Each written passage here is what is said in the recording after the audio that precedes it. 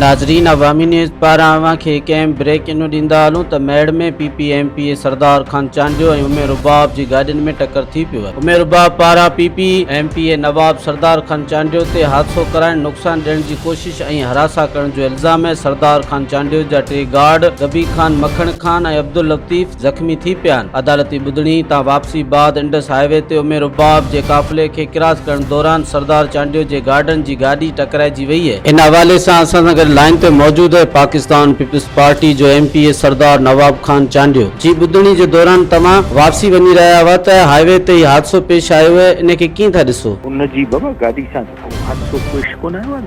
गाॾी असां दग सां अचूं पिया कि हिननि जी गाॾी स्लो हुई, असां हिननि खे क्रॉस कयोसीं। गाॾी क्रॉस करे असांजी गाॾी अॻिते पोयों ॿुधायूं त का कार लॻी आहे, सेवण जा को बरामाणी आहिनि, उन्हनि जी गाॾी सां असांजी कंहिं गाॾी जो एक्सीडेंट थियो। ब्रेक ॾेई वापसि टर्न करे हुननि ॾे वियासीं।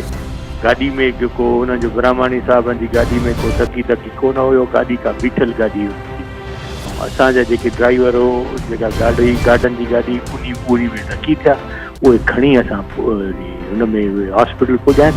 हिन में उमेर रुबाब साहिबा जो त कुझु बि कोन हो, त ब्राह्मणी अञा बि बीठा आहिनि, मालिक मौजूदु मां कूड़ जेको चवंदा आहिनि पेर न हूंदा आहिनि। अॻ सां गाॾी असां क्रॉस कंदासीं त असां सां गॾु जेकी गाॾी उहे क्रॉस कंदा न। एक्सीडेंट थियो त मां पाण पी मूंखे ॿुधायूं साईं पोयों एक्सीडेंट थियो आहे त वरी मां ब्रेक ॾेई बीठो आहियां। मूंखे त हे क्रॉस करे विया आहिनि, दग सां विया आहिनि। हाणे हे पंहिंजे इलाइक़े जे चवंदा आहिनि त कूड़ वञनि था हिननि जा खुटनि था, त हाणे खुटण वारे कूड़नि खे हिननि जे कूड़नि खे पुॼे केरु?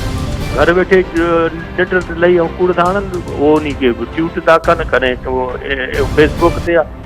पोइ हाणे इहो ख़बर ख़ुदा खे अथनि बाबा। गाॾी जंहिंजी माण्हू जे गाॾी सां जेका एक्सीडेंट थी आहे उहे बि ज़ाहिर ज़रूरु वेठा आहिनि, या जेके मुंहिंजा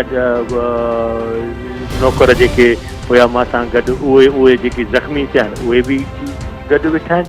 हिननि खे छा थियो? हिन जी गाॾी खे क्रॉस करे वियासीं, पोयों हिकिड़ी गाॾी असांजी ॿिए कंहिंजी गाॾी सां लॻी आहे, हिन गाॾी खे छा थियो आहे?